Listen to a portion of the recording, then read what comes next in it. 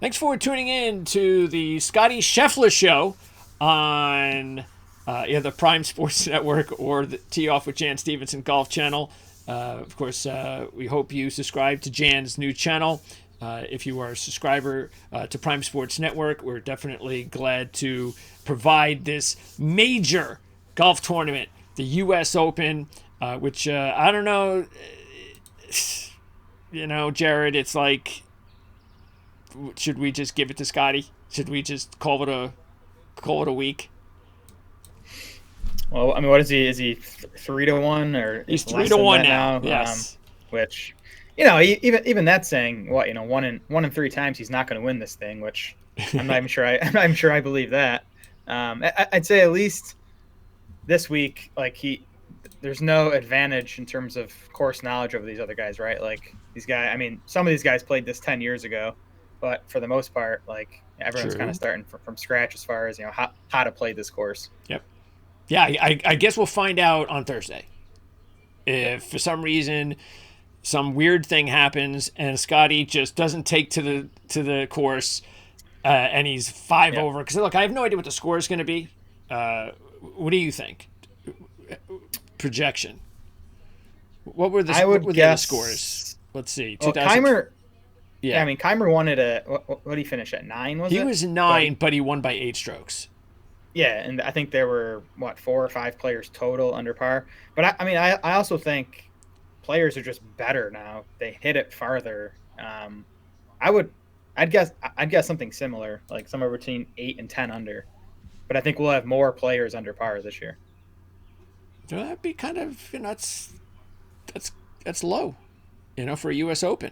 But It is, yeah. I mean, we'll get into the course, but I think it's a relatively easy driving course compared to most U.S. Opens. I think okay. the difficulties are going to be, approach play and around the green is where people are going to get tripped up. But it seems like a course where, yeah, I think the winner will get to like 8 or 9 under. All right. Well, let's take a look at, just so you know, it's on NBC, so you can check out right here. Look, I had Peacock for a little bit during the football season, and I Yeah, kept it as long as I could, and I'm like, this is useless. I mean, not only does it not really, I mean, I knew eventually it was going to come into play, like when NBC took over, like now, but I couldn't wait that long, and I hate the way that they cover sports anyway at Peacock. It's just really bad. But look, you're not going to miss anything. The only thing you're going to miss on Peacock is if you're into ESPN and the whole, certain holes you're going to be able to see and certain groups you're going to be able to see. That's what you're going to miss on Peacock. That's it. Other than that, USA Network is going to cover everything. I mean, basically, I don't think you're going to miss anybody on USA Network because they're starting at 6:30 in the morning on Thursday, and that. So yeah, I mean, I don't know how you do that though. I mean, they're gonna actually watch tee times, like the first tee times. You're yeah, gonna and look, we did see that. I think USA might have been the same one that did that. Correct me if I'm wrong, Jared. A few years ago, I'm not sure if they did it last year with the Open Championship, but I yeah. remember they did that at least a couple of years ago with the Open Championship. I think so. Yeah, I remember getting up at like 3 a.m. and the Open was on. I think they covered everything from the first tee time. We don't even have tee times yet for this week's event, but I would assume 6:30 a.m. on USA is going to be the first tee time on Thursday morning. Yeah, yeah. So we'll see how that works out, and uh, again, so don't worry if you don't want to get into the whole featured group thing. You're not going to miss anything over at Peacock. Okay, so let's take a look at the golf course. So, Mm. where would you like to start, my friend? Hardest again? Yeah, All right. always. So here we go. So here's the hardest. This is hole number 2. And so you could see there, it's a par 4. Let it roll a little bit. 510 yards. And again, so I think what's going to make this course tough. Again, I think the fairways are pretty wide here, on average. And then I don't think, from what I've been, following on Twitter, a lot of people who have been at the course, starting on Sunday, and they were there yesterday for the practice round. It doesn't sound like this waist area is going to be too big of an issue.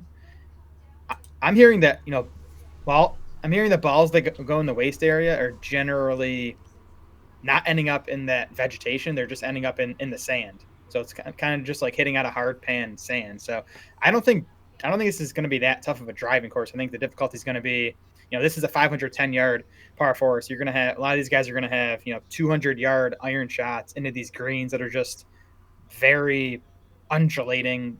If you don't hit the right spot of the green, it's going to kick off and go potentially into a bad spot. And then I think around the green play is going to be tricky as well. So I think that's kind of where this tournament's going to be won and lost. Okay, so that is the third toughest on the course. That's the second par four. Now we're going to go to the second toughest. That is going to be a par 5 16th, and this is the only one with a water hazard. So let me see. I got to go all the way down to here. So this hole, it plays as a par five for the public. It's going to play as a par four this week at 528 yards. Yeah. So what do you think? So Yeah, this because that's hole, what I had to figure. I was like, "What par five? Wait a second. That's not. yep, That's even though we have seen really tough par fives at U.S. yeah, Opens before, where you're like, man, I mean, even on the par five, you're lucky to get a par. yep. So okay. So again, this is the only one with the water hazard, though I don't think that's going to really come into play too much. No, yeah, I think it's only like 200 yards to clear that. So I mean, again, there's really no water in play on this course. And again, same thing with this hole. I don't think the drive is going to be that hard. It's going to be the second shot coming in from 220 or whatever to a very tough green. All right, and then the toughest is the sixth par three. So let me move it all the way back here, and here we go. Nope, we gotta wait for it to there it is. Par three, number six. Toughest hole on the course. 240 yards. So I'm hitting. I'm maybe getting my 3-wood there. These guys will be hitting 4 irons or whatever. But again, it's just a long shot into just a difficult green. Where I mean, I think these greens aren't small, but like the playable area on them is small from everything I've been hearing. Right, so like maybe only half of this green you can hit and the ball's going to stay on. The other half of it, if you're on any of the edges, if you're short, if you're long, it's just going to kick off. And especially, I think the course is going to be super firm, super fast. Like you're not going to see balls spinning backward on the green. They're No. going to be taking these big hops forward. So it's just going to be super tough greens to hit. You're going to miss greens. You're going to have a good short game to survive around here. And I'm assuming this is where the short hitters are going to have problems on holes like Yep. this because I don't know how they're going to be able to. Now, look, I don't know. I mean, how often are they going to have the opportunity to have this sort of yardage on their tee shot? Yep. I don't know how they're going to be able to overcome this, but we'll see. Okay. Now let's go to the easiest. And we're going to start with the third easiest, and that is the par 5 10th. So let me get the par 5 10th going here. There we go. And I mean, even this is 617 yards. I was listening to a podcast last night from a couple guys who were at the course on Monday, and they were saying for most players this was a 3-shot hole. They were laying up to somewhere between 50 and 100 yards for their third shot. So even the easiest hole, it's not really an eagle opportunity, and you're going to have to hit a good short wedge to have a good look at birdie. Yeah, that is going to be interesting. I wonder, because, well, maybe the easiest is, so we'll get to that because that's the other par 5, regarding whether or not any of these holes you're going to have a chance at an eagle. But let's go to the second easiest. That is the third hole. It's a par 4. So let me move this back here. Okay, here we go. And this one's interesting too, because I by the way, I spent like 3 hours over the weekend watching most of at least Keimer's final round, his Sunday round at Pinehurst, and on this hole they had the tee box pushed up where a lot of guys were trying to drive this green. So I'm not sure where the tee box will be. Maybe I'm sure they'll change it all 4 days. I think some days you'll see guys laying up probably into this area, but then I think if the tee box is up, you're going to see guys trying to drive this green. Okay, so again, that is a par 4 and that is the third, and that is the second easiest. Now we're going to go to the easiest on the golf course. This is the fifth. It's a par 5. So here we go with the easiest on the course. And this is 576. I mean, this is the one I think you'll see guys potentially getting to the green and two. But again, these greens are so difficult, and you're going to be coming in from 250. Like, it's going to what are the odds ricochet you off hold the hole. Yeah, what are the odds you green, hold the green? I mean, yeah, you're going to have a lot of guys around the green, but I don't think you're going to have many guys staying on the green and two. So yeah, I buy this as easiest course. You'll probably see plenty of birdies on this hole, but even on this hole, I don't think you're going to see a whole bunch of eagles. Yeah, we'll find. That's the thing to look. That's definitely the thing to keep an eye on when you're checking out the early tee times. If you're checking out in the morning and you see, okay, let me find who's one of the hardest hitters here early in the morning, and then see what they do. See how they play these easy holes and whether or not they go for it or not. And if they do, what happens? Because that's exactly what the players are going to do, especially the ones that are teeing off in the afternoon. They're going to be checking out everything that's going on and how these players are going to react to these holes. So, all right. So there you go. Those are the 3 easiest and the 3 toughest holes on the golf course. And so you had an opportunity to look at it again, watching that final round. Aesthetically, what do you think about the course? The look of it. I mean, I got like a links feel almost, right? Like, and even the way a lot of people play it. I mean, balls kind of running up. Of course, Keimer. The thing you'll hear about Keimer's win is he putted everything from off the green. He barely took out his wedge at all around the green. He was putting. So that's interesting because, like, again, that's what makes this tricky to handicap for me. Is I think around the green game is going to be super important, but like normal around the green stats might not matter much because the around the green play here is so much different. Even somewhere like last week at Muirfield Village, these guys are chipping out of 4-inch rough around the greens. That's not the case here. It's this tightly mown areas where again guys can putt if they want instead of chipping. So like around the green game's important, but I don't know if the typical good around the green players are going to be good here just because it's so different. Okay, now let's take a look at the stats.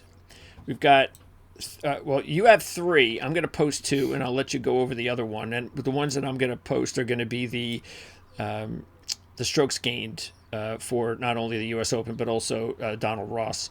So here are actually wait a second, I forgot to do that. Before we do that, before we go into those 2, talk about the other stat that you have in there, the second stat. Yeah. So. Top 10 in weighted ball striking on firm, fast courses. So again, we've talked about this weighted ball striking. Yeah, we've talked about weighted ball striking a few other times. So that is 67% strokes gain approach and 33% strokes gain off the tee. So it's just looking at how guys do tee to green. So it's throwing out, putting, and around the green play. And then it's looking at just courses that played firm and fast, which I think is going to be like, the defining characteristic of this event this week. Again, give me an example of a course. I mean, honestly, a lot of U.S. Open courses play firm and fast. And last week, Muirfield Village played firm and fast. Again, it's these courses where you're not going to get spin on these greens, right? You're going to have to kind of be able to play bounces and kind of figure out how that's going to work. So I think that type of golf tends to favor some golfers over others. So I definitely wanted to look at who performs best. Again, just tee to green. Or not even tee to green, just ball striking off the tee and approach on those courses. You see the top 10 list here: Scottie, Scheffler, Jon Rahm. No surprise. To me, the surprise is Gary Woodland is 3rd, which again, a lot of that is since 2022. So a lot of that is when Woodland was playing a lot better.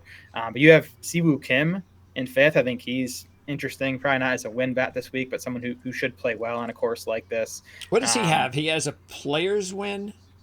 He won the players. So he does. Yep. Yeah, and he's a very consistent top 30s every week kind of guy. All he needs is that really one big round, and he could be there. He's been putting horribly for over a month now. That's been his issue. So if he can never figure that out, he can compete. But again, I think otherwise, there's no other big surprises on this list. No, I think it's guys that we think tend to play well on tough golf courses. You have Cantlay, Hovland, Morikawa, Shane Lowry. I think is a guy who elevates on tough golf courses. Will Zalatoris comes in 10th here. So just another way to look at courses like we're going to see this week. Well, I'm gonna quickly name guys that are not in the top 10, and you tell me whether or not they're like not even like in the top 20 or something. Yeah. So Yeah, hold Schauffele, on, let me pull it yeah. up so it's okay. So, So because again, you've got Scheffler, yep. So Rahm, Xander, McIlroy, yep, Cantlay, Hovland, Morikawa. Those are all the top players. yep. But let's start with some of the ones that are top players, not in the top 10. Schauffele. Xander is 41st. Oh, well, that's not Yep. good. Nope. Okay. Let's go to DeChambeau. Do you include the live? It doesn't have live numbers. Okay. So like Bryson, this is only including a handful of rounds Okay, before he that's gets all to right. live. So Oberg? yeah, Ludwig is where's Ludwig? He's like the only other 43rd. one. How much? Yeah, 43rd. And again, Okay. he's the guy who probably doesn't have a big sample of rounds just because he hasn't been around very long. So yeah, to me, Xander is the guy who kind of say. Let me look down my list. Like Xander sticks out as poor in these conditions. Justin Thomas is 33rd in firm and fast. Cameron Smith 44th. Again, that's not as many rounds because of the live stuff. But I guess Xander and JT would be the two that stick out to me as guys who haven't done as well as you'd expect on firm and fast courses. And again, keep in mind the like last week. Schauffele, what was he last week? He didn't have a great week last week. No, he finished like 12th or something, right? Yeah, that's his bad week. The way he's been going. Finished 8th. And but again, let's keep in mind that's why any of the stats that we talk about, any of the trends that we talk about, these will help with a percentage of your handicapping prep work. But they're not gospel. They're not okay. Well, if Schauffele's 43rd, then I'm eliminating him from. No, it's just, they don't do that. It just helps you to gauge, because a great example of that is the fact that if you take a look at Schauffele, his U.S. Open resume is incredible.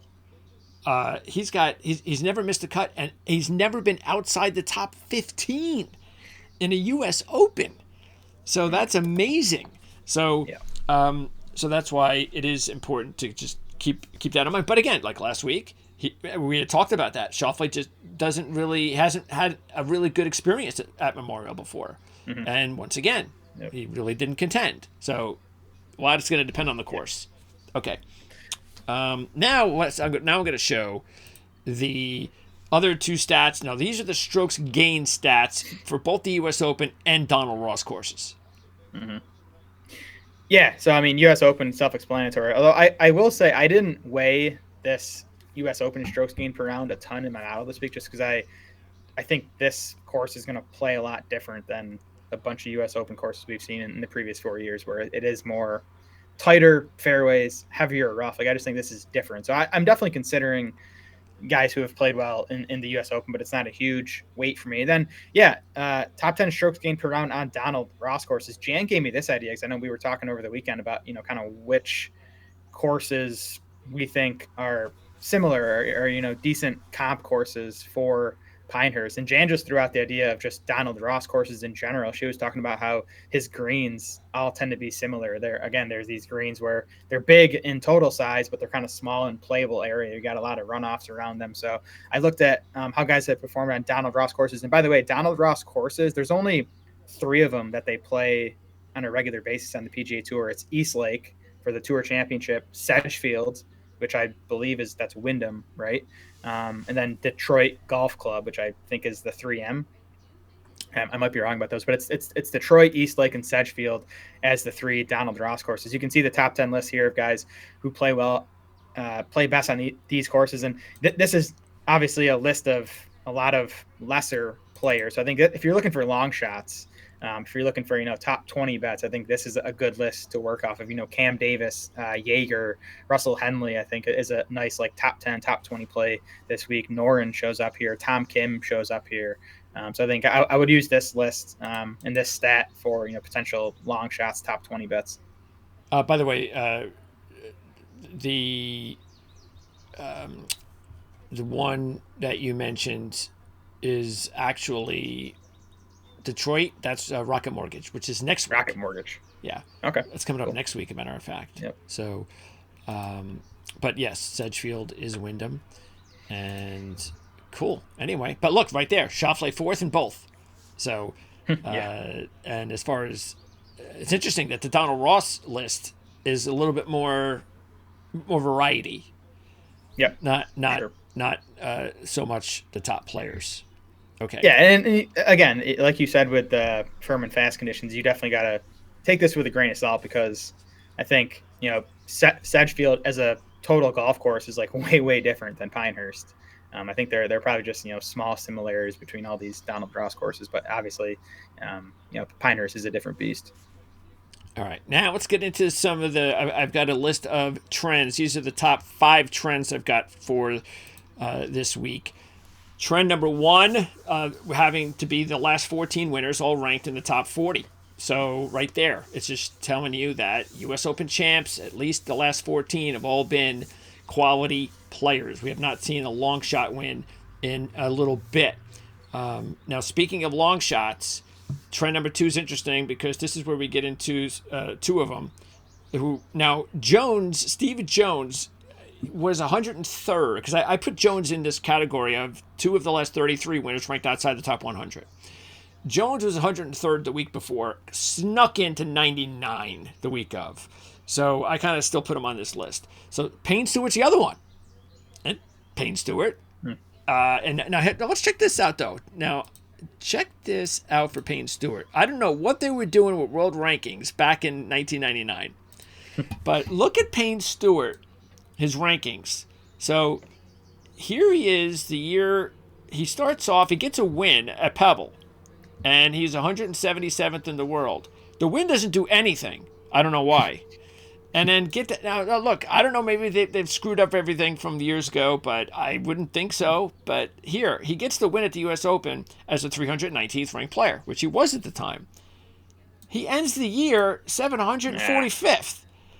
So I don't know what they were doing with the rankings back then. But anyway, the fact was it was still an upset for Payne Stewart to win, of course, beating Phil Mickelson. And if you're old enough to remember, like I was, you remember the whole deal, because that just tells you how old I am when you remember Payne talking about Phil's first child. And we're all grown up now, of course. And that was like the big deal about Payne trying to give him some perspective. Like, hey, man, you're about to have a kid. That focus on that. But that was a big upset for Payne Stewart. Anyway, I thought it was interesting because we're here at Pinehurst again.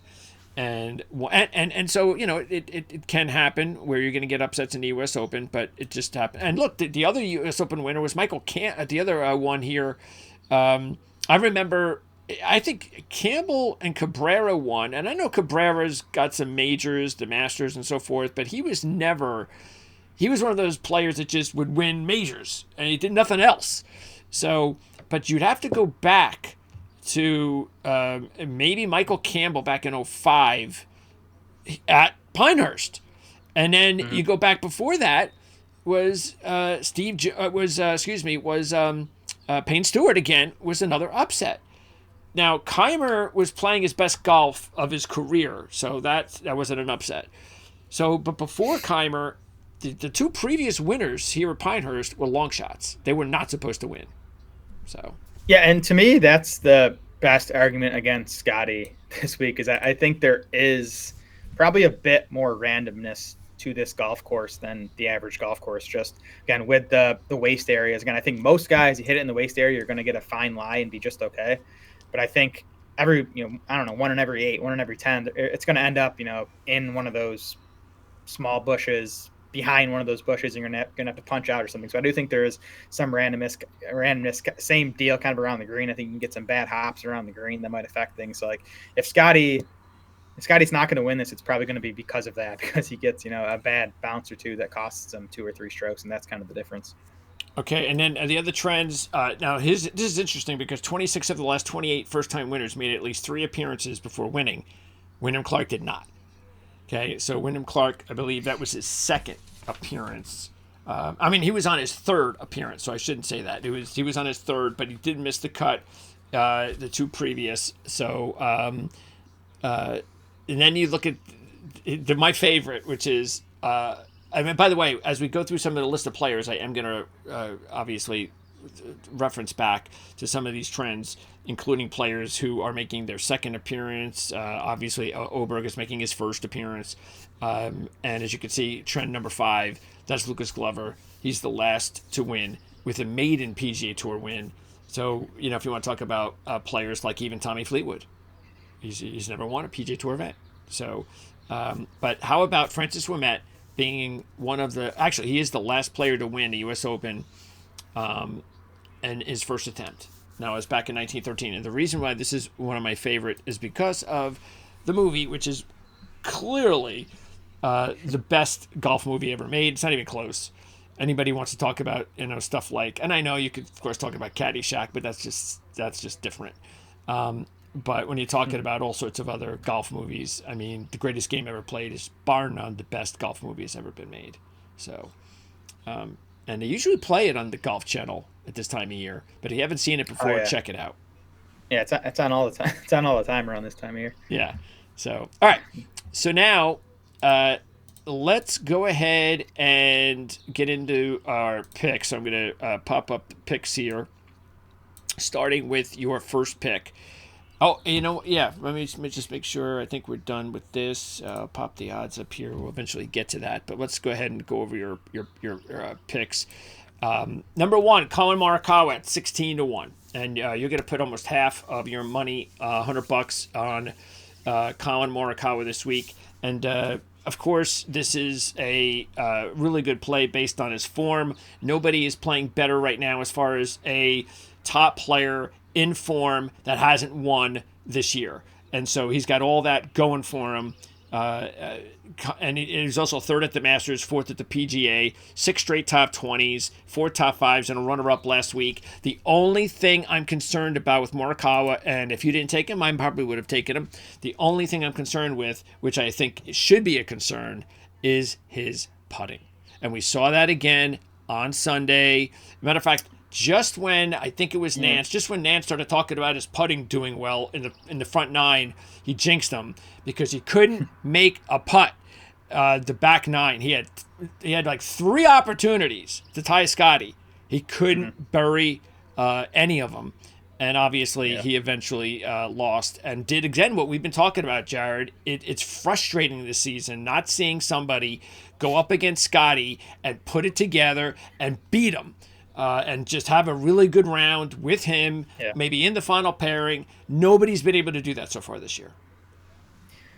Yeah, it was disappointing. I think Scottie he obviously played well enough to win, but he was not like untouchable on Sunday. He made some mistakes. He didn't make many putts either. I mean, the difference was 16, the par 3, right, where they both kind of hit subpar tee shots. They both hit bad second shots. Yes. And then Colin missed his putt. Scottie made his. That was kind of the difference. But yeah, I think like you said, to me, outside of Scheffler, I think Morikawa is playing the best golf of anyone. I think he's the second most likely player to win this tournament behind Scheffler. I'd put Morikawa ahead of Xander and Rory.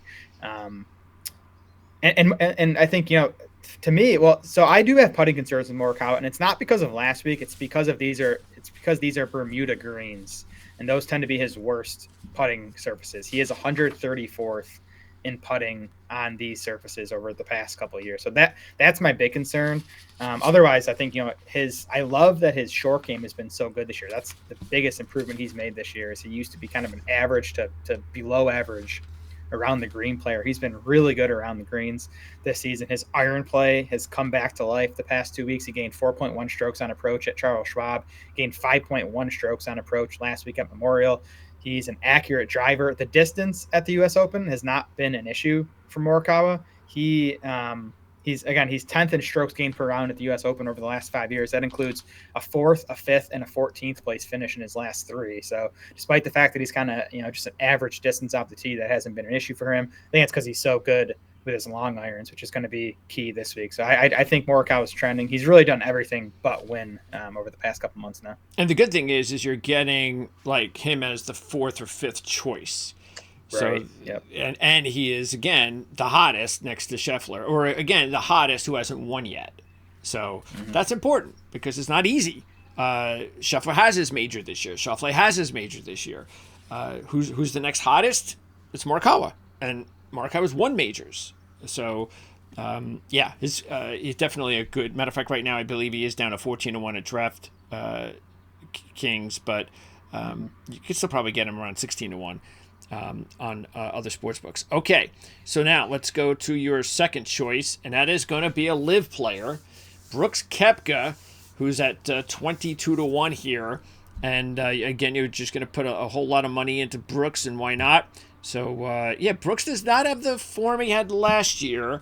And he's got 2 wins, of course, at the U.S. Open. Won it back-to-back in 17 and 18. Hasn't, again, not just overall, even on Live, because he had that one moment on Live. But other than that, even on the majors this year, he hasn't really produced. So you're going in on him, though. You like him this week. Why? I do. I mean, for starters, I think Brooks Koepka 22-1 at any major is a pretty solid bet, just considering his career history at majors. He's a 2-time U.S. Open winner. I like that Brooks shot the round of the day on Live on Sunday. He was -7 on Sunday, best round on the course. So I love that for him coming in. More than anything else, though, with Brooks, and again, maybe I have this course wrong. It's going to play different, but to me, I want like conservative golfers on this course that are just going to put it in the fairway, aim for the middle of the green, 2-putt, take your par. Every once in a while, you're going to roll in, a birdie from 25 feet. That's Brooks. He's talked about that. He's talked about in majors, he does not play aggressive. He plays safe golf. He tries to avoid mistakes. I just think that type of golf is going to play really well at Pinehurst. So I think he's a really good fit here. And again, I think the number on him is a pretty nice value. All right, and then your third and final pick is going to be your long shot pick, Matthew Fitzpatrick, who you're just talking about the form of Brooks coming in on Sunday. Well, Matthew had really done nothing until the Memorial. So it's a good sign, but he's still been very inconsistent this year. But you are getting 45-1, and there's going to be a bunch of those golfers again this week that you're going to somebody. I mean, you got probably 7 or 8 players that are going to be about 35 to 60 or 70-1 that are quality players that if they won a major, you would not be shocked at all. Matter of fact, if they win, you'll be shocked that when you take a look at their odds, you go, how in the world were they 45-1? And Fitzpatrick is one of them. Yep. And that's largely thanks to Scottie being 3-1. He kind of pushes all these other guys down. I mean, I obviously like that Fitz is coming off the 5th at Memorial last week. And he, like Brooks, Fitz tied for the low round of the day on Sunday at the Memorial. So I like that he's coming in with some momentum. Other than that, though, I mean, he just checks a lot of the boxes for stuff I'm looking for this week. Fitz is 11th in strokes gained per round at the U.S. Open over the last 5 years. It obviously includes his win at Brookline in 2022. He's 27th in that ball striking on firm and fast courses. He's 18th best in this field on difficult courses. He's the 27th best putter on these greens. So he just kind of does everything well that I'm looking for. And Fitzpatrick's another guy who, the tougher the golf course, the more I like him. He's a guy that's just going to, make a bunch of pars, avoid big numbers. So I think this is a good fit for his game.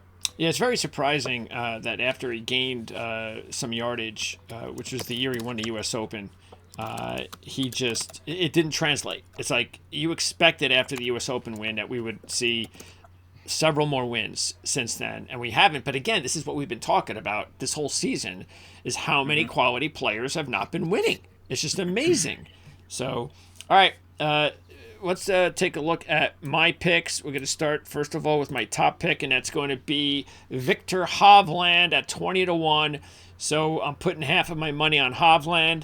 And what it came down to, and again, look, let's make sure, and again, we've always talked about, you don't necessarily want to go take golfers at a low number, especially at 3-1, and we're never going to play Scottie Scheffler at 3-1 on this show. So if you've never watched this video before and you're going, well, how do you not have Scottie Scheffler, or how do you not even have Rory McIlroy? It's because their odds are low. I mean, a monkey can take Scottie Scheffler. That's not what you're here for. So obviously Scottie Scheffler is the favorite for a reason, but when you start taking a look at those next group of players, I think Hovland is a good choice because he's, like we were just talking about Morikawa. Morikawa is now down to 14-1 in some places, 16-1 in others, but Hovland is still sitting at a good number. So he's not one of those top 3, Schauffele, McIlroy, or Scheffler, but he's sitting at a good number. He's obviously playing his best golf right now. He is now at the time where we still don't know if he has what it takes, though. This is probably why he is 20-1, because he's still maybe not there completely yet. But you know his game is now back. Just a matter of whether or not he can put it all together and win his first major.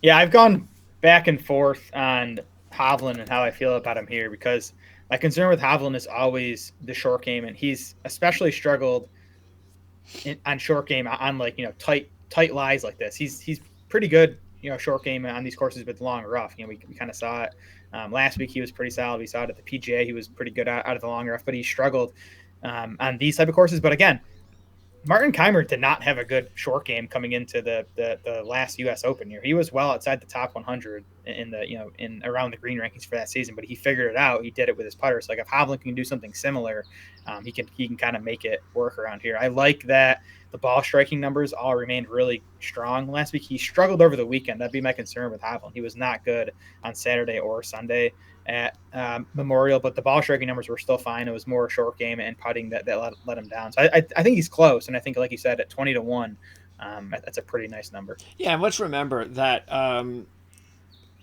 last year when he put it all together, what he put together was his short game got manageable. It got okay. Mm-hmm. Sort of like what we've been saying with Scheffler's putting. So all Scheffler has to do is be okay with his putting, and then now he is, and look what's going on. So Hovland only needed to be okay with his short game, and that's what happened last year. And then all of a sudden he decided, I'm going to change things. But now he's starting to play better again. So now that's why I'm thinking, okay, well maybe this is the time. Now look, if I would actually decide do I take Hovland at the U.S. Open or the Open Championship, his credentials and his past history says you take him at the Open Championship. Mm-hmm. So I understand that, but again, you took Morikawa. So if I'm looking for that next group of players, which would include DeChambeau, Hovland, you've got Koepka, Oberg, Rahm's got the injury. That's it. Out of that group, I take Hovland, which is the reason I went with him. So, yeah, I'm with you. And I think Bryson's tricky for me at this course too. He's obviously been good in both majors so far this season. I do think this course is not it's definitely not as good for him as the PGA was. Of course, Bryson kind of surprised by playing so well at the Masters. So he's just another guy, Bryson, though, that I worry about the around the green stuff a little bit for him. And I also think his driver is just not going to be as big of a weapon here as it was at the PGA. Okay. My second pick, I went ahead and took Cameron Smith. So I went with you took a live, I took a live. And what I like about Cam is his odds. You've got Koepka half the number. So I've got Cam at 40. And I know Cam's not having a great year because he hasn't won yet on Live, but he's playing better. He's definitely at the point right now where he can put it all together in 1 week. It wouldn't be a surprise. He was fourth last year at the U.S. Open, one of 2 top 5s. He had a solid showing at the Masters. Did not play well at the PGA. But again, it's been the kind of year it's been for Cam. For me, I wanted to take a Live player, and Cam getting 40-1. And the other thing too is, let's keep this in mind. This is so big for the U.S. Open. You really better putt well, because putting is so important. And Cam is still putting awesomely on Live. He's the leading putter on Live. He's always been a really good putter, and that's another reason why if he can just smoke it with the putter this week, he could definitely be in contention. Yeah, I think if you were talking about, I don't know, 2021 or 2022 Cam Smith, he'd be no higher than 20-1. Yes, I think in this field. So I think the 40-1 is taking into account the fact that he just hasn't been that good this year on Live, which I don't know, who knows, maybe that doesn't matter. I do worry that he shot an 80 on Sunday at that last Live event, so he doesn't have the best form coming in. But like that, I mean, if I could design a course for Cam, like it would be something close to this, right? Because again, the fairways are a bit wider. That tends to be his issue. You can spray it off the tee, but he might be able to get away with that this week on this course. And then again, around the green game, to me, he is, if not the best around the green game player in the world, he's top 3. And kind of same deal goes for the putter. So he's definitely going to gain strokes around the green and on the greens. It's just as long as he can keep that driver in play, I definitely think he can compete here. And I do think 40 is a good number. All right, pick number 3, and I went with Theegala at 55-1. And he's not playing like he played earlier in the season, which is why you're getting 55-1. He's sort of been an afterthought, actually. But I did notice that he has improved in all three of his trips to the U.S. Open, so he's getting better each time. He was 2 over, 27th last year, 12th at the PGA, so much better than his Masters performance. He has only one top 5 in his last 10, and that was the runner-up at the RBC, which is, again, why you're getting the number you're getting.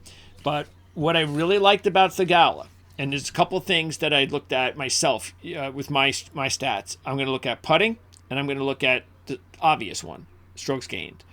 And Theegala is really good at both. He's a really good combination in both. He's been like top 10 in strokes gained. Matter of fact, I think he's 5th right now. And he's always been a good putter. He's a good putter. So I think the combination of that, he's under the radar. It's a good number, and I'm looking for value, and I think he's a good value play. Yeah, I love it. You know, I love Sahith. I like that. I mean, the Sunday at the PGA was kind of ugly, but I like the fact that he was there, right? It's good to get that experience he was in the final group, right? Sunday at a major. So you can kind of see guys take another step forward after that experience. You know, we always talk about Sahith as a spike player. He'll have, you know, he'll miss cuts, but he'll also, you know, have those top 5s, those top 10s, which he's had plenty of so far this season. And a lot of those have come in these tougher elevated events, right? Like API came 6th, Players he was 9th, 2nd at Heritage, another elevated event. And Sahith is weird because I think of him as a good around the green player, and he was in both 2022 and 2023. He hasn't been so far this season, but I still believe in him. If he's, you know, off the green and needs to get up and down for a par, I would believe in his chances to get it done. All right, and then my last pick, my long shot play, is going to be Christian Bezuidenhout, or Bezuidenhout, however you want to pronounce his name, at 110-1. I'm surprised. Matter of fact, I was still getting 150-1 on my sports book yesterday, and I'm kind of surprised about that. This is just name recognition in my mind, which is why he's getting such a good number. But what I like about his game right now, he's got 8 top 30s in his last 9, 3 top 10s, 2 top 5s. He's coming off a very strong 4th at Memorial, so that was really nice to see. He is also coming in similar to Wyndham Clark. He only played here twice, so I like that. He also made a big improvement from his first showing to his second U.S. Open, so that's nice. And he made both cuts, by the way. But the other thing that really I liked about him, because you talked about Fitzpatrick and you went over a whole, like 2 or 3 different like stats and angles, and yeah, you know what, I kind of like that. That's the same thing I feel about Bezuidenhout. If you look at it, because I'm going to try to, again, if I'm just like doing comparisons, Wyndham Clark, if he was 32nd in the world last year when he won, Bezuidenhout was 40th, and there is a trend that we just talked about before, where top 40, you know, the last 14, I believe, were all in the top 40. So Bezuidenhout's right there. He's at 40. He's also he's been a very good putter. Okay, underrated. He's a top 10 putter, and he's currently 12th in strokes gained this year. So he's got a nice combo of strokes gained, putting, under the radar, playing well. And if we talked about long shots, winning here at the U.S. Open, I can't think of any better long shot if we're going to look at long shots than this player.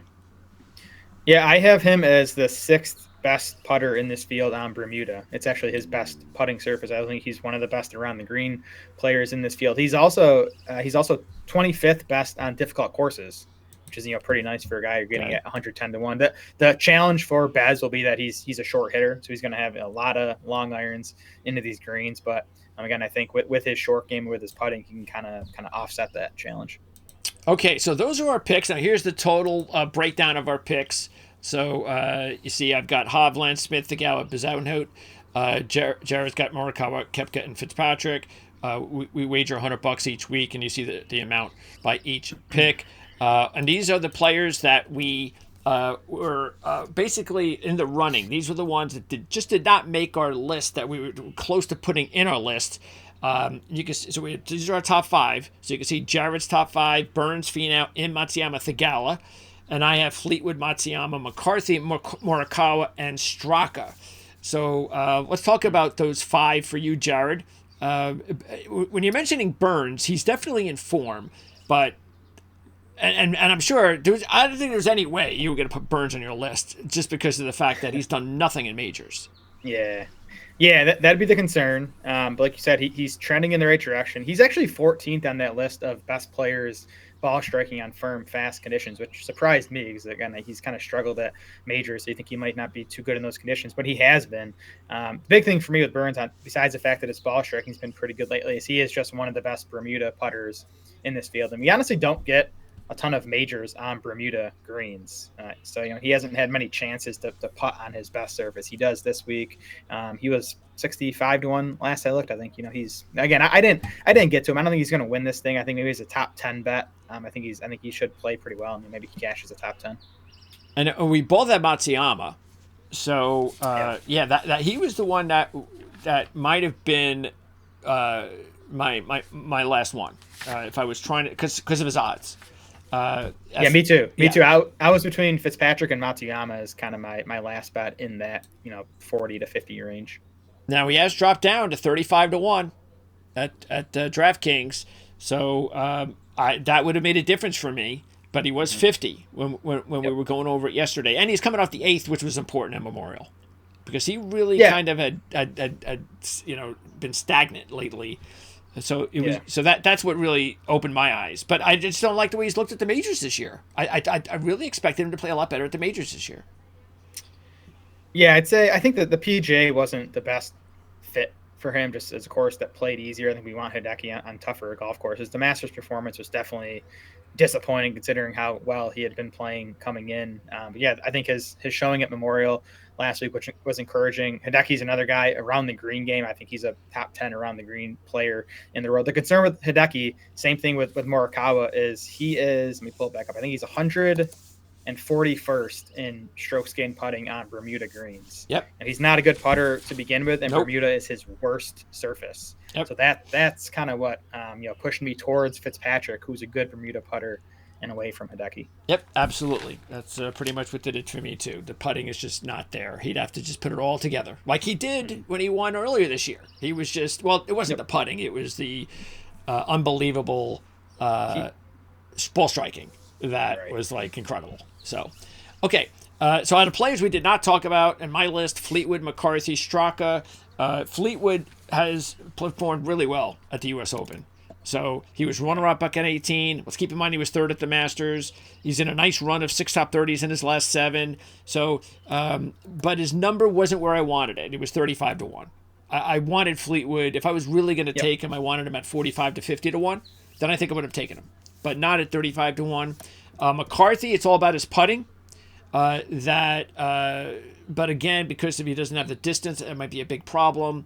But McCarthy has performed well in big events before and on tough golf courses, so he was someone I was looking at. And then Straka, I took him last week, and he had another good showing. So that's why I was thinking about him again.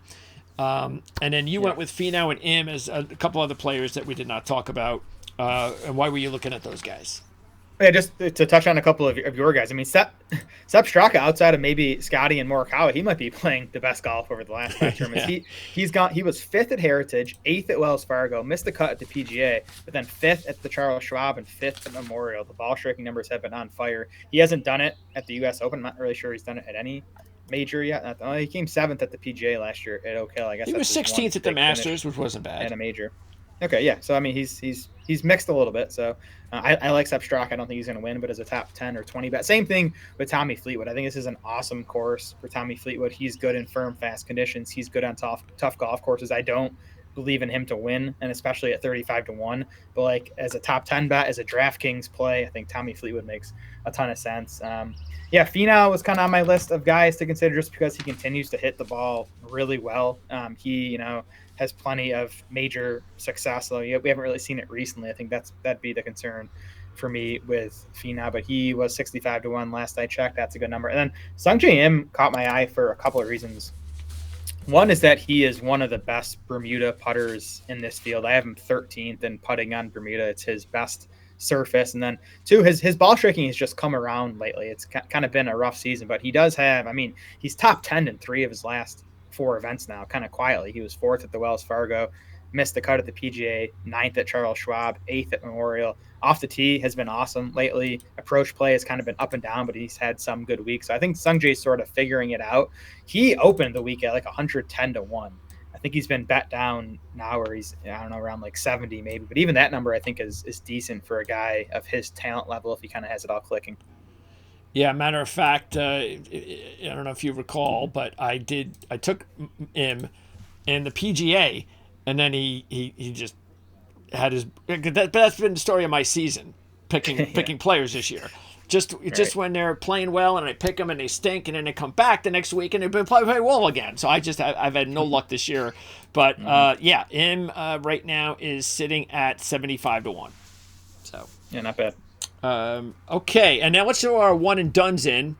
So which should be no surprise based on some of the players. There is one player though, and by the way, Cam Smith right now is my leader, and Koepka's your leader. Again, they're both in live, so it makes sense. If I had a choice right now between Hovland and Morikawa, I'm probably going Morikawa just because of the fact that, like I said, I think Hovland would be better off in a one and done at the Open Championship. And I still have them both. So I'm thinking of taking, if I go away from Cam Smith. But you also have, now Koepka's your top one right now, but you also have Oberg, who we did not really talk about. And again, he'd have to break that, what is that? Which one is that from? Oh, that's the Francis Ouimet one, and that's a long time. It's 111 years. So, first time U.S. Open champs. Yeah, I will be using Brooks for one and done. We've talked about kind of the advantage of using live players in the majors because it's the only time you can use them. I don't even think Brooks is going to be that. Like, he's going to be popular, but I think Bryson might be more popular than Brooks this week, which I kind of like. Yeah, which I like. I think I like Brooks to beat Bryson. Yeah, Bryson's so I'll be 6th at the Masters and 2nd at the PGA. Yeah. So I'll be using Brooks. If I didn't have Brooks, or if I didn't want to use a live guy for one and done this week, I do think Aberg just makes sense as to me already like a top 5 ball striker. If you're talking about tee to green on tour, I think Aberg's already there. I think that there were some injury concerns, but then he comes 5th at Memorial. Last week, he gained strokes on approach. So I think I'm not really concerned about the knee anymore at this point. And then, Fitzpatrick, if you want a longer shot, that's probably going to be 1 or 2% owned. If you're bringing up the rear in your one and done league, I think it would make sense at this point to go with someone who's going to be low owned. And I think Fitzpatrick fits that bill for me. And that's actually the reason I went with Cam Smith as of right now, is because I need to just have a win where nobody's going to take it, and a player that's really good, and nobody's going to take Cam Smith. Matter of fact, I think he's still at like 96% in our league, so I can't imagine anybody's going to take him today this week either. Just taking a look at the rest of some of the players, we have to mention, of course, so Rahm's injury, he's 25 to 1, but even without the injury, he's done nothing at the majors this year. He is a U.S. Open champ. He won it back in 2021. But again, the fact that he hasn't won on live, he doesn't look good on the majors. I don't think it really would have mattered, but now throw a potential injury into the mix. I mean, why would you even touch him? So, Rahm withdrew from the live event. I believe it was on Sunday. There's a report during the broadcast on Saturday. I think that he had I think they said it was a cut between his toes is what they said the injury was. And then since then I've heard that it's an infection in his foot. So I don't know if it got worse or whatever. As always with golf injury reporting, we're kind of guessing at it, but even if he was healthy, I would not be interested. I'm curious to see what his odds finish at. I wouldn't be surprised if he gets to like 35 to 1 by Thursday morning, because I don't think anyone's going to bet him. But he's off my radar this week. Some other notes and just the late add-ons, by the way, rankings wise, were McIntyre and Scott. Adam Scott's at 130 to 1. McIntyre, I think, is about 75 to 1 or something like that. He's at 101, McIntyre. And Garcia, for final qualifying as an alternate, Sergio made it at 150 to 1.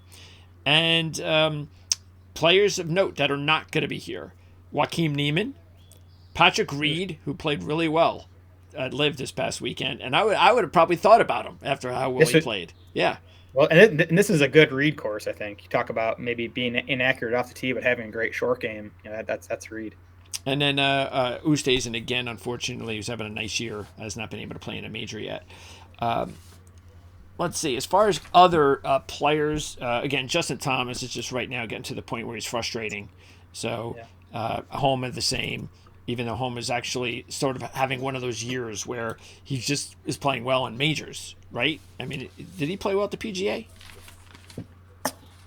He wasn't Oh, great. He wasn't in the 35th. mix. Okay. I had him. Yeah. Yeah. And of course, he played really Yeah. well. His Homa's driver is broken. He's lost strokes off the tee in 5 straight events.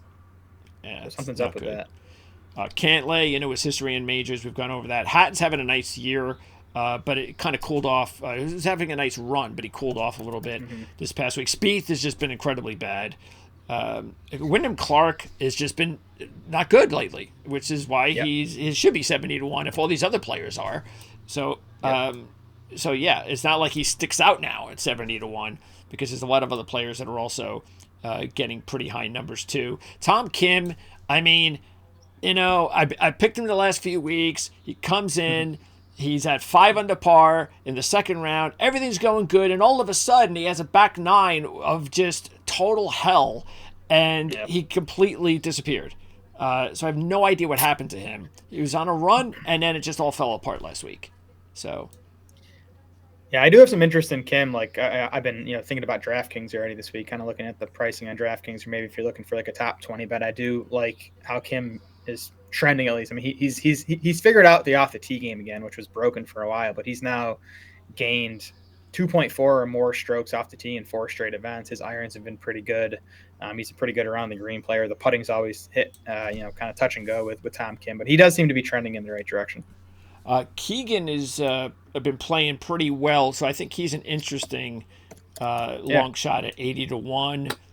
he played well here. He played well here in 2014 too. Okay. He finished 4th here in 2014. Oh, okay, even better. Siwoo, there's Siwoo. We talked about him. He's at 90-1. Burmester, somebody to maybe keep an eye on in the Open Championship. He's having a really strong year at Live. We've mentioned that. Noren's having a strong year. Maybe he could probably be looked at the Open Championship as well. There's some of those other long shots we talked about. There's McCarthy. Justin Rose came out of nowhere to play well at the PGA, so who knows what to expect out of him. There's your boy Batia. Hadwin had a good week last week, but he's not consistent. Eckroat, 200-1. But he's playing in a major, so there's a Jaeger who's pretty high in one of your stats at 250-1. Yep. And Yeah, I think Harmon sticks out to me a little, just as a guy who won a major less than a year ago. He's 110-1. He's had some spike performances this year, especially with the irons. So I think there's some like links style qualities to this course, and you're talking about a guy who won the Open last year. And by the way, he was runner-up in the 2017 U.S. Open. Which is Where was that one? I don't know where that was. What was that? I 2017. can pull it up. Let's see. So I heard someone else saying too that they think Shinnecock is a pretty good comp Wisconsin. course That was for at this. Erin Hills. Okay, Aaron Hills. Yep. That was the Brooks Koepka win, or one of them. There you go. And let's see. And of course, I also, Taylor is one of those players that is never going to get. Nobody's ever going to look at him until he's there, because his putting could be so good in big moments, but he's just not playing all that well. Which he's been bad since he won. Yeah. So it's just surprising. He could be so good. Yeah. And then it's just so he's just not where he needs to be right now. Okay, so I think that's pretty much it. Except I wanted to ask you one thing, and that is, since we talked about those trends of it's been 14 straight top 40 ranked players to win. If you had to pick one player, because I looked at it, obviously your top 3 players are all inside the top 40. So if you had to pick one player outside the top 40 ranked to win this week, who would you take? Well, I can't go Brooks, obviously, right? Because he's 43rd. No, can't take a live player. I mean, that'd be too easy. So gotta go somewhere. I mean, man, else. again, I struggle to come up with a name that I think. Again, I think I just There's always think on Siwoo. these tough golf Siwoo's at courses. 45. Yeah, C was 45th. He'd probably be my choice. I just think his ball striking really all season has like been good enough to compete with these top guys. It's just he's consistently losing like 3, 4, 5 strokes putting. If he can somehow just have a week where he putts even, I think he could potentially compete this week. So one of the I mean, this guy's not going to win, but I did want to mention Tom Hoagie, who continues to just his approach play is like top 10 in the world, especially long approaches. His around the green game is bad. Maybe he does a Keimer and just putts everywhere from around the green is okay. But I think Tom Hoagie kind of leaps out to me as someone outside the top 40. Well, again, remember again, and I think the point though is extremely valid because we've talked about this with Tiger before, and that is that back in 05, when Campbell won, and then even when Stewart won, the fact is that they just didn't have the competition that you had today. So it's so much tougher to win if you're not a top 40 ranked player than it was back in those years when they won, when there were upsets. And then the other one was, since I had a 100 to 1 or more player, Pizdun hat, go ahead and give me one player that is 100 to 1 or higher that you would take this week. Yeah, it would be Harman for me at 110 to 1. Just a guy who, again, just won three majors ago. He won, and I think there are at least some similarities between that course that he won on and this course. All right, don't forget to subscribe here, both on Prime Sports Network and also Tee Off with Jan Stevenson, our new golf channel that we're slowly building. Jan is actually on the grounds at the U.S. Open at Pinehurst, so we're definitely going to follow her. Hopefully we'll be able to get some word from her at some point and put a video together on Tee Off with Jan Stevenson, so look out for that. That's why you want to subscribe. And then next week is the Travelers, which is a signature event. So this is going to be, I don't even want to see what the field's going to look like at Rocket Mortgage in a couple of weeks. I feel sorry for that event.